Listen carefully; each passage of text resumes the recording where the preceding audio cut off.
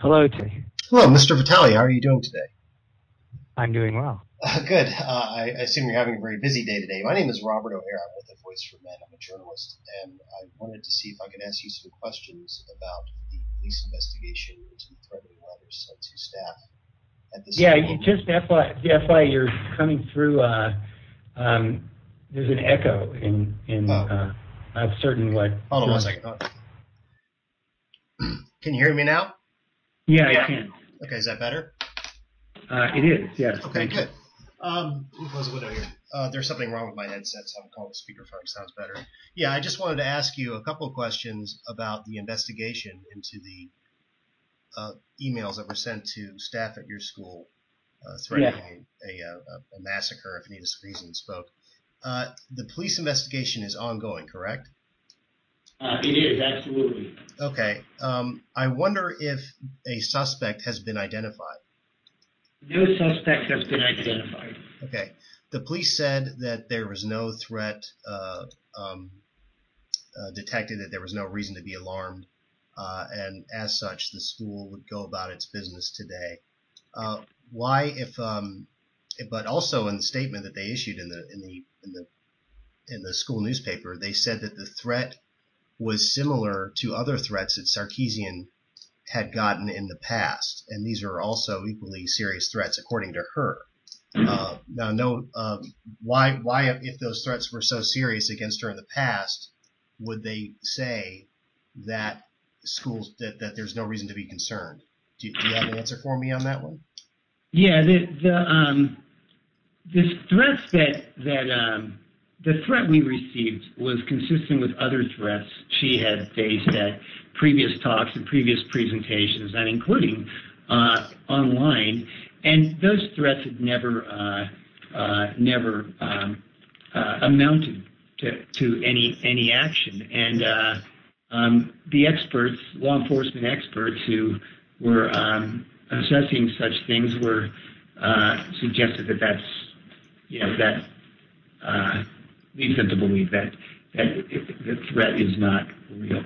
Okay. Although the letter itself was threatening a follow-up, that they would not expect a follow-up to be carried out.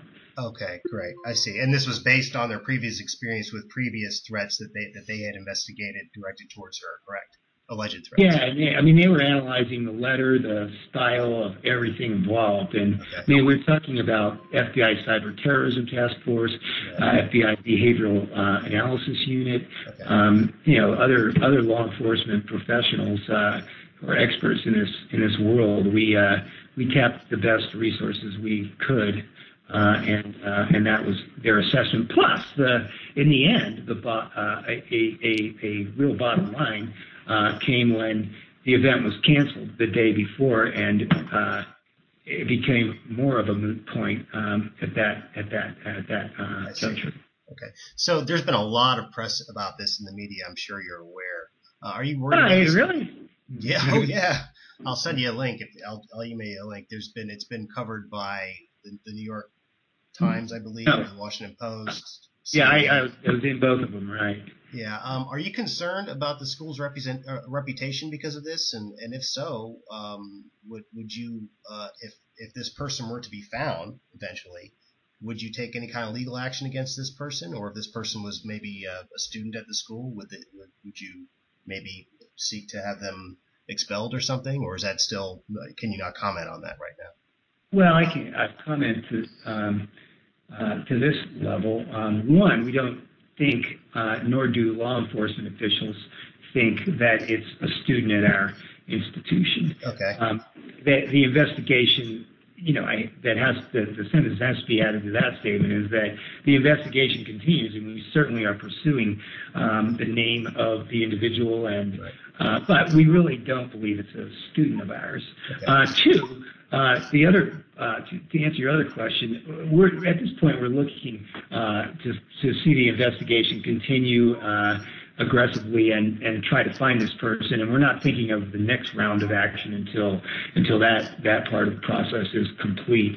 So we'll see when this person is caught, what actions need to be taken by law enforcement for certain, and then if there are any internal decisions to be made, we'll make them. And then finally, we are very aware and of our university's stellar reputation already, and as we explain how we addressed the situation, our response to it, to the email, we know we will make it clear to people that we did everything we could in a situation to both protect the safety of the speaker herself, our students, and the audience members who had chosen to go to the event, and then two, that at all times we protected the academic integrity of the institution. Front and center during this entire event were two things: safety, safety, safety, which are three, of course, but safety, and two, academic freedom / freedom of speech. Right.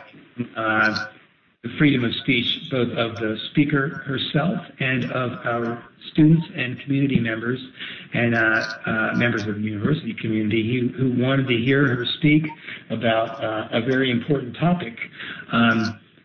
We know that is what we do: educate people, give students, give the community a chance to hear different perspectives on new information that's presented to them. This is what happens every day in the classroom. They, in turn, can express their own opinions, either in support of or in opposition to the material they're hearing. And then the final part of the process is that they, we hope, learn something. It's the heart of what we do as an academic institution, and that was always front and center in our minds from second one. After receiving the threatening email, we, of course, immediately went to the safety measures, but always in mind was our mission as an academic institution.